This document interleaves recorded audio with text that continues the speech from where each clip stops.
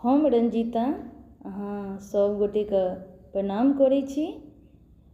सब सोहागिन के बरसाइत पाबनि के बहुत बहुत बधाई आ शुभकामना। एगो हम बरसाइत का यहाँ सबके गीत सुना रहल छी, नीक लागत तो सब आदमी कमेंट जरूर करब। आओ गीत सुनू। बरसाइत पूजब हम यो सजना, बरसाइत पूजब हम यो सजना, किन आने दिया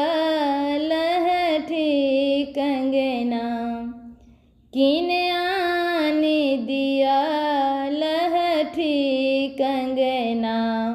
बरसाइत पूजब हम यो सजना, किन आने दिया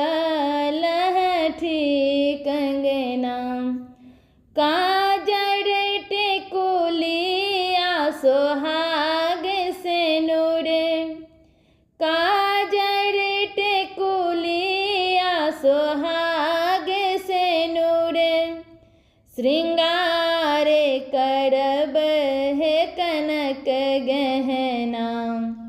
श्रृंगार करब है कनक गहना, बरसाइत पूजब हम यो सजना। बट वृक्ष विशाल मंदिर प्रांगण, बट वृक्ष विशाल मंदिर प्रांगण, नेहक डोरी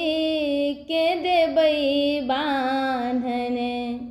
नेहक डोरी के देबै बान्हन,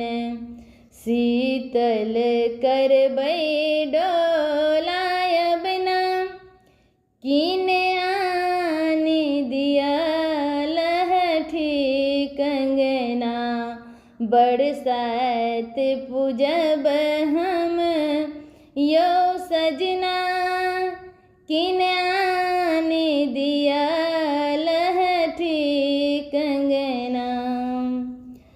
बहंगी सिरे हाथ धरब साजी, बहंगी सिरे हाथ धरब साजी,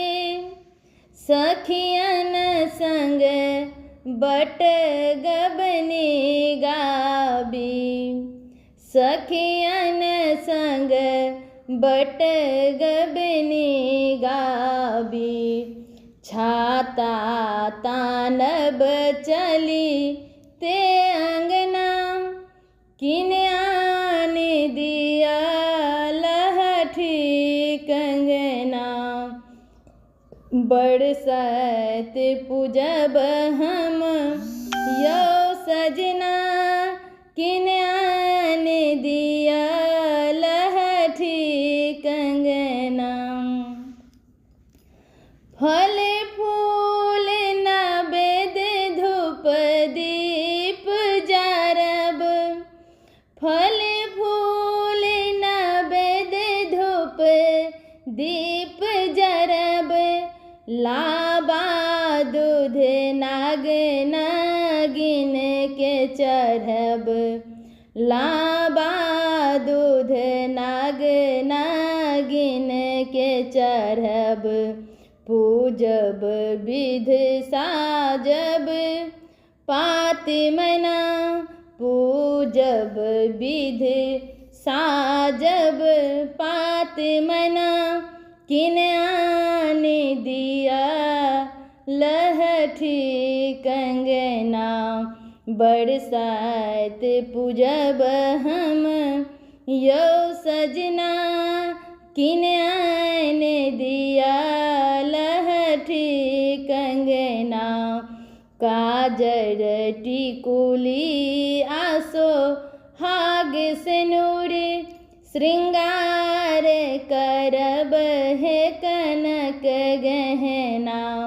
बरसात पूजब हम यौ सजना। धन्यवाद।